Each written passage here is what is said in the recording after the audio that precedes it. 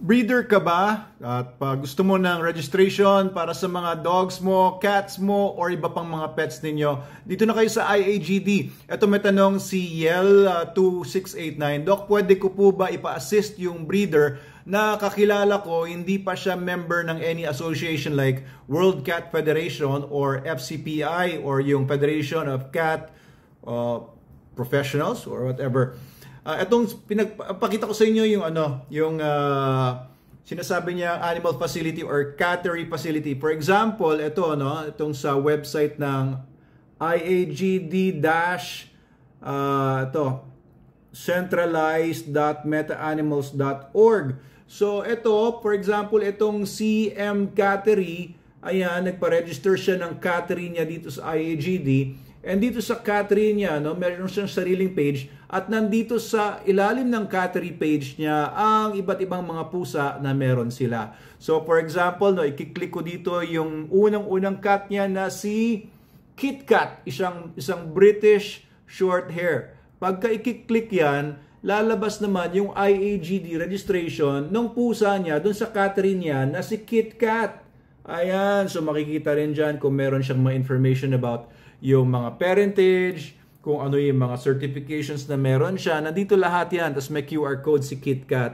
Ayan. So for example, gusto niya i-share itong cattery niya sa iba. Gusto niya makita ng mga ibang tao yung kung ano mga pusa meron siya sa cattery niya. Ipascan na lang niya itong QR code. Scan nyo guys. Screenshot ninyo. Tapos scan niyo. Pupunta kayo dito sa CM Cattery. For example, meron pa dito. Halimbawa naman, dito yung mga registered cats dito sa IAGD, Katniss Cattery naman. Ayan, ayan, pwede nyo puntahan. Yan, i-screenshot niyan. Tapos, puntahan niyo yung web page naman ng Katniss Cattery. Dito sa ilalim ng Katniss Cattery, ayan, wala pang mga nakaregister ng mga pusa. So, halimbawa, meron din kayong mga ibang mga pets. Nandito po lahat naman yan sa IAGD. Ang ganda ng website natin, di ba? Ayan, so may dogs, may cats. So kung titignan nyo lang yung mga individual cats, pwede kayo pumunta dito sa website natin.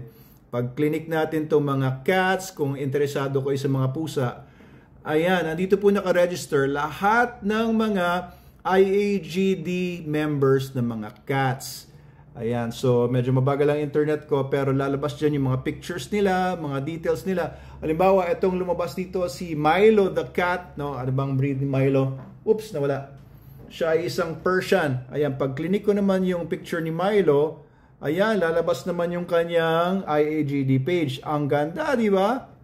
Teka, bumalik tayo. Ayan, balikan natin si Milo. Ayan, pwede nyo visitahin si Milo by scanning the QR code din. Andiyan yung mga information ni Milo. And kung may parentage siya, lalabas din dito. Alright, so nandito lahat ng mga information. Tapos kung gusto niyo magpa-print naman ng hard copy, meron pong mga hard copy na pwedeng pa-print. 500 po yung centralized hard copy na ganito. Ayan, yung lahat po ng details. Ito po isa dog ko, si Lagerta. Napakita ko na ito sa isang video ko kahapon. Tapos merong hardbound. Ganda ng folder, di ba? So 200 pesos lang po kung gusto niyo may folder. 500 pesos yung hard copy. Ito naman yung sa pusa ko. Ayan, si Scarlet.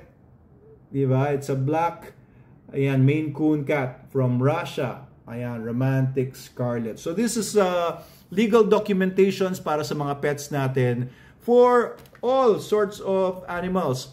Dogs man, cats man, or iba pa, meron dito mga nagpa-register na rin dito ng mga mga rabbits, birds, exotic animals. Lahat po ng pets pwede pong i-register dito sa IAGD.